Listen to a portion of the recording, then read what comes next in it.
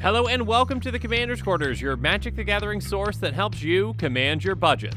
This show and episodes like this one are possible thanks to viewers like you. If you're looking for an easy way to help support this show, make sure that you like, share, and subscribe. Also, hit that bell notification icon so you don't miss any new episodes. You can also go check out our playmats and other merchandise at thecommandersquarters.com. Another easy way to support this show is with our TCG player affiliate links. So whether you're buying a deck or individual cards, you can use this general link right here or one in the description. And the final way that you can support this show is by supporting us directly by becoming a patron. There are many benefits to being a patron, and I truly couldn't do this without all their support. Hey everyone, Mitch coming in from the Commander's Quarters studio. Welcome to the show.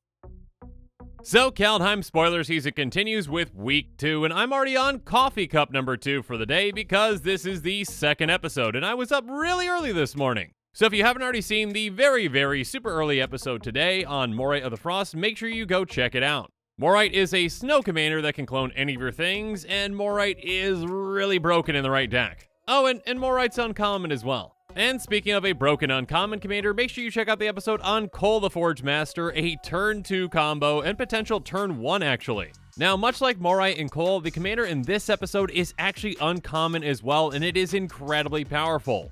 But before this episode starts, a quick spoiler warning. Just in case you don't want to see any of the Kaldheim spoilers, make sure you stop right now. But with all that said, let's jump into it. So this episode is all about Kardur Doomscourge, or as I like to call him, Zula-Goad Cutthroat. You'll see why here in a second. Oh, and I probably should mention this card is actually just a mock-up, which is why you can kind of see that some text is not perfect, but bear with me, this is just for the translation purposes. Anyways, Kardur is a 4/3 Demon Berserker that costs 2 black-red. It has when it enters the battlefield until your next turn, creatures your opponents control attack each combat if able and attack a player other than you if able. And whenever an attacking creature dies, each opponent loses 1 life and you gain 1 life. So first off, this is a Goad commander on ETB. That is an incredibly powerful thing. You're basically forcing your opponents to do your dirty work for you. And while they're doing that and taking each other out, they're leaving themselves wide open for you. On top of that, that second part is incredibly useful as well. Whenever an attacking creature dies, each opponent loses 1 life and you gain 1 life. So basically a Zula-Goad Cutthroat type effect for attacking creatures. So whether those creatures get through and deal damage or die in combat, your opponents are going to be suffering. Again, for an uncommon commander, this is very powerful and very brutal. Now, obviously, this commander can help you win the game by draining your opponents out when those creatures die, but there are plenty of other cards that can help with that as well. And the first one, which I obviously mentioned before, is Zula-Goad Cutthroat.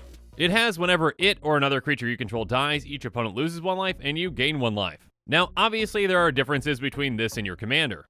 Your commander counts all creatures including your opponents, but only when they're attacking and die. And Zula-Goad Cutthroat counts just your creatures, but counts when they die no matter what the circumstance is.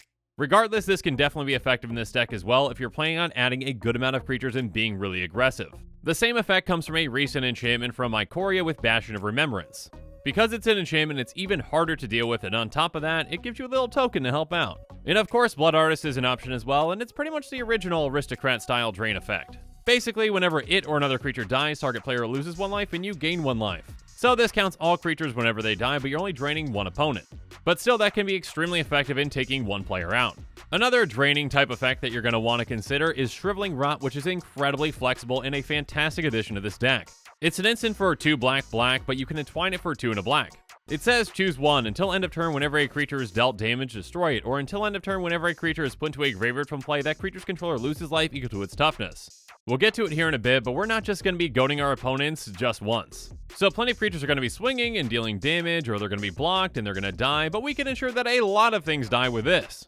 We can basically use this to give everything Death Touch until the end of the turn. And to make things even worse for our opponents, we can also entwine this, and then whenever creatures are dying, they also lose life equal to their creature's toughness. So again, a very flexible spell that can help out a lot in the right situation. But like I mentioned before, we don't just want to goad our opponents once, we want to keep goading them again and again and again. Now, unfortunately, Rakdos isn't the best at blinking, because we don't have blue or white, but we've got plenty other ways to make do. So, copy creature cards like Twin Flame can really come in huge in this deck. Essentially, Twin Flame can help us make a temporary token of our commander. Now, obviously, since we're making a token copy of a legendary creature, that token's gonna die, but that doesn't matter, we just want that ETB. So essentially, with this, for just 2 mana, we're goading each of our opponents for another turn. And again, that is a huge effect, not only disrupting their plans, but also forcing them to take each other out.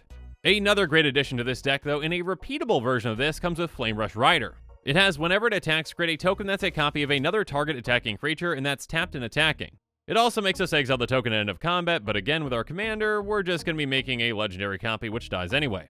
But yeah, a repeatable way to keep getting more copies of our commander and to go to our opponents is huge. We can even use protection spells as well to abuse that ETB with things like Malakir Rebirth. It says, choose target creature, you lose 2 life until end of turn, that creature gains. When this creature dies, return to the battlefield tapped under its owner's control.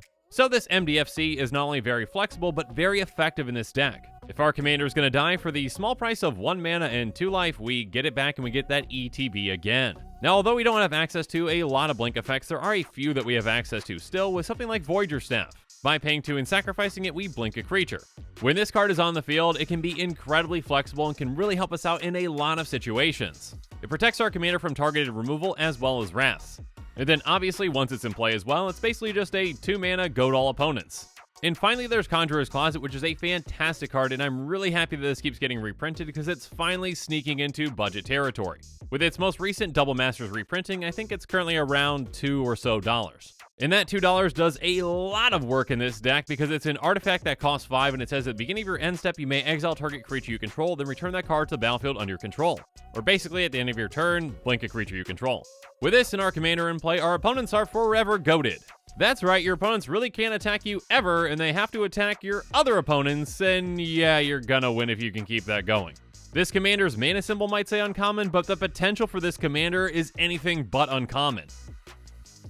So with all that said, now it's time for me to give you my gut feeling on this card. And as I just said, this commander has a ton of potential and definitely doesn't feel like an uncommon commander. Goading your opponents on an ETB is an incredibly powerful thing. And although you don't have access to all those blue or white blink spells, you've got access to plenty of things in this color combination to use and abuse that ETB. Whether that's creating token copies or bringing your commander back from the dead, you can really use and abuse that effect to take over the game. Not to mention that your commander is going to be punishing your opponents and draining them out whenever their attacking creatures die. This commander really hits your opponents on all fronts when it comes to combat. I love the design of this Zula-Goad Cutthroat, and I cannot wait to see more uncommon commanders from this set.